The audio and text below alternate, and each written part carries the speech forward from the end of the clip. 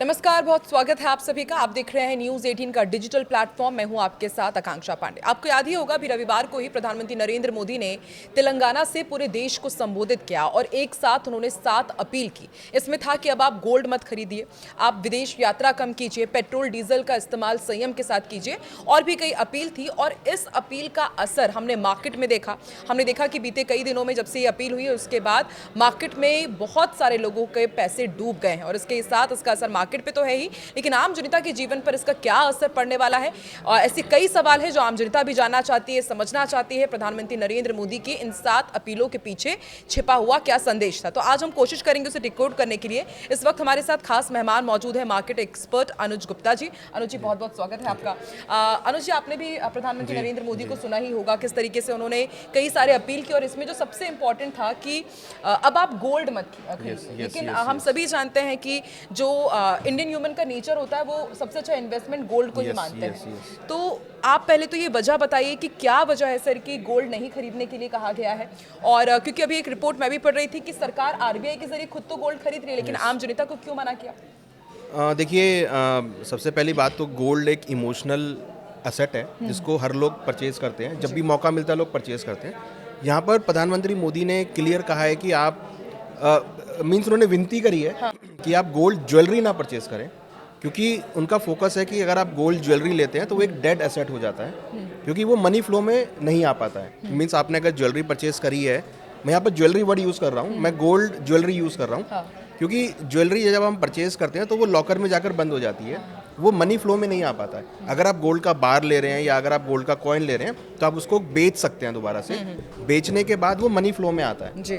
जबकि गोल्ड अगर आप देखेंगे, गोल्ड ज्वेलरी जो है वो लॉकर में जाके जमा हो जाती है। अगर आप देखेंगे अनऑफिशियली करीबन 30,000 टन के आसपास अनऑफिशियल गोल्ड है जो लॉकर में बंद पड़ा है। अच्छा, राइट। तो ये सरकार चाहती है कि अगर आप गोल्ड ले रहे हैं तो गोल्ड वो फ्लो में आना चाहिए, क्योंकि जिससे कि हमारा जो फॉरेन रिजर्व है वो हमारा मूव करता है। अगर आप देखेंगे तो भारत जो है करीबन 1500 किलो के आसपास एक साल में प्रोड्यूस करता है गोल्ड, जबकि हमारी जो डिमांड है वो करीबन 700-800 टन पर ईयर के हिसाब से है। तो इतना बड़ा जो गैप है, ये गैप हम बाहर से इंपोर्ट करते हैं और इंपोर्ट के लिए हम बहुत बड़ी राशि, बहुत बड़ा फॉरेन रिजर्व हम बाहर पे करते हैं। तो सरकार ये चाहती है कि भाई आप उतना ही गोल्ड खरीदें जितना आपको रिक्वायरमेंट हो, या ऐसा आप गोल्ड खरीदें जो कि आपके मनी फ्लो में फ्लो करता रहे। मींस अगर आप गोल्ड लेकिन अनुज जी, जब हमने देखा कि प्रधानमंत्री नरेंद्र मोदी की अपील थी तो जितने भी ज्वेलरी शेयर्स थे वो 10% तक गिर गए और कई लोगों के पैसे डूब गए। तो मतलब ये एक बहुत बड़ा साइड इफेक्ट भी कहीं ना कहीं देखा जा रहा है। तो अब इससे मार्केट कैसे उभरेगा? आपको लग रहा है कि बहुत जल्द उभर पाएगा या फिर एक बहुत लंबा स्पैन देखने को मिलेगा, क्योंकि मार्केट तो ऐसे भी बहुत ज़्यादा एडवर्सली इफेक्ट हो ही रहा था वॉर के कारण? देखिए, बिल्कुल आपने ठीक कहा कि ज्वेलरी की वजह से ज्वेलरी स्टॉक्स में करेक्शन देखने को मिला। डेफिनेटली देखिए, अब एक स्टेटमेंट हुई है तो उसका इम्पैक्ट तो आना ही था, वो इम्पैक्ट यहाँ पर आता हुआ दिखाई दिया है। मगर देखिए, ये बहुत ना शॉर्ट टर्म के लिए है, क्योंकि जिसको गोल्ड परचेज करना है वो गोल्ड परचेज करेगा। उन्होंने कोई ऐसा नोटिफिकेशन नहीं निकाला है या उन्होंने कोई स्ट्रिक्टली नहीं बोला है। सरकार की तरफ से आपको लगता है कि आगे कुछ गाइडलाइन या नोटिफिकेशन भी जारी हो सकता है, क्योंकि सब डरे हुए हैं कि अब सरकार क्या करने वाली है सबको, क्योंकि लॉकडाउन की और नोटबंदी के दिनों की याद आ जाती है। नहीं, देखिए ऐसा तो नहीं होगा कि कोई नोटिफिकेशन आएगा। सरकार ने विनती करी है कि भैया आप मत परचेज कीजिए, और बेसिकली वो ज्वेलरी के ऊपर है। अगर आपको लगता है कि गोल्ड लेना है तो आप बार में ले सकते हैं। अच्छा, बार या फिर आप कॉइन में ले लीजिए जिसको आप इजीली बेच सकें, जिसको आप उसको फ्लो में ला सकें। अगर आपने बार लिया होगा तो आप उसको बेचेंगे भी जब ऊपर जाएगा। तो मीन्स आप इन्वेस्टमेंट के लिए आप ले सकते हैं। आप डेड एसेट के तौर पे ना लें, या आप उसको ये मान के ना लें कि भाई मैंने ले लिया है अब मेरे को ये लॉकर में रखना है। आप गोल्ड इसलिए लें कि आपको लगता है कि भाव ऊपर आ गया तो आप उसको बेच लें। अगर आप उसको मनी फ्लो का पार्ट बना रहे हैं तो आप उसको ले सकते हैं आराम से। ठीक है। और सर, एक साल तक यदि नहीं खरीदते हैं हम सोना, तो आपको लगता है कि इंडियन इकोनॉमी में इसका क्या असर होगा? क्योंकि हमने देखा भी है कि 6 साल में 2.5 गुना जो इम्पोर्ट ड्यूटी है वो बढ़ गई है गोल्ड की, तो क्या इसका भी असर होगा? देखिए, एक साल में हम करीबन $6 ट्रिलियन के आसपास फॉरेन रिजर्व गोल्ड के लिए यूज़ करते हैं। अगर हम गोल्ड कम खरीदेंगे एक साल के लिए तो हमारा वो अमाउंट बचेगा। अच्छा। जो कि हम जो उपयोगी वस्तुएं, जो ज़रूरत की चीज़ें, जैसे पेट्रोल है, क्योंकि पेट्रोल के भाव अगर आप देखेंगे तो पिछले कच्चे तेल के भाव पिछले 4 महीनों में करीबन 80% जंप कर गए हैं। तो उसकी वजह से हमारा जो करंट अकाउंट डेफिसिट है, जो हमारी इंपोर्ट वैल्यू है, वो इंक्रीज़ हो गई है। तो अगर हम पैसा गोल्ड में बचाते हैं तो हम उसके लिए हर तरीके से क्रूड बाय कर पाएंगे, क्रूड को खरीद पाएंगे हर रेट पे, जिससे कि हम जो गैस की समस्या है या आगे एलपीजी की प्रॉब्लम है उसको हम पूरी तरीके से यहाँ पर फुलफिल कर पाएंगे। तो मुझे लगता है कि जो सरकार का फोकस ये है कि जो आपके लिए यूज़ की चीज़ें हैं उस पर इस टाइम ध्यान दिया जाए जी। आगे अगर हम क्रूड हमें मंगाना है तो हम क्रूड मंगा लें, तो बाकी जो चीज़ें जो हमारे उपयोग की चीज़ नहीं है उसको आप कम इंपोर्ट करें। आपको जैसे हमने यात्रा के लिए भी बोला कि अगर आपको नेसेसरी तो आप ट्रैवल करने जाएं, अगर नेसेसरी नहीं है तो आप अपने डोमेस्टिक घूम लें। हाँ बिल्कुल अनुज, आपने यहाँ पे विदेश यात्रा का भी जिक्र किया, पेट्रोल डीजल का भी जिक्र किया, प्रधानमंत्री नरेंद्र मोदी ने भी अपने अपील में ये तमाम चीज़ों का जिक्र किया ही था। सर तो थोड़ा पेट्रोल डीजल का भी मैं बहुत समझना चाहूँगी, क्योंकि उन्होंने बोला कि वर्क फ्रॉम होम कीजिए, कारपूलिंग कीजिए, शेयरिंग कीजिए, पेट्रोल डीजल का इस्तेमाल संयम के साथ कीजिए।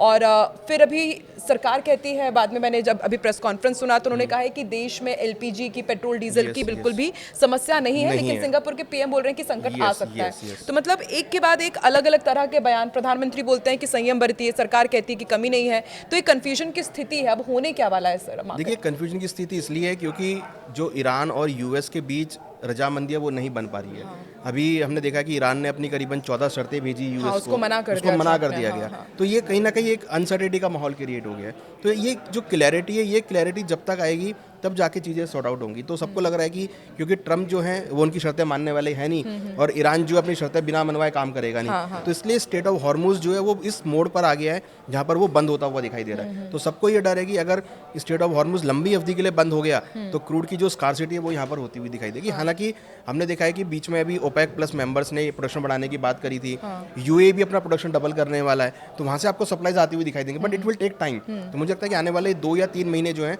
वो काफ़ी क्रूशल रहेंगे, क्योंकि स्टेट ऑफ हॉर्मुज ओपन नहीं होता है तो वो टाइम ले लेगा प्रोडक्शन इंक्रीज करने के लिए। तो मुझे लगता है कि मेन सारा जो फोकस है वो फॉरेन रिजर्व के ऊपर है। अगर क्रूड के भाव यहाँ से बढ़ गए तो हमको फिर और जो है क्रूड महंगे रेट में लेना पड़ेगा, तो वहाँ पर हमको फॉरेन रिजर्व की रिक्वायरमेंट होगी।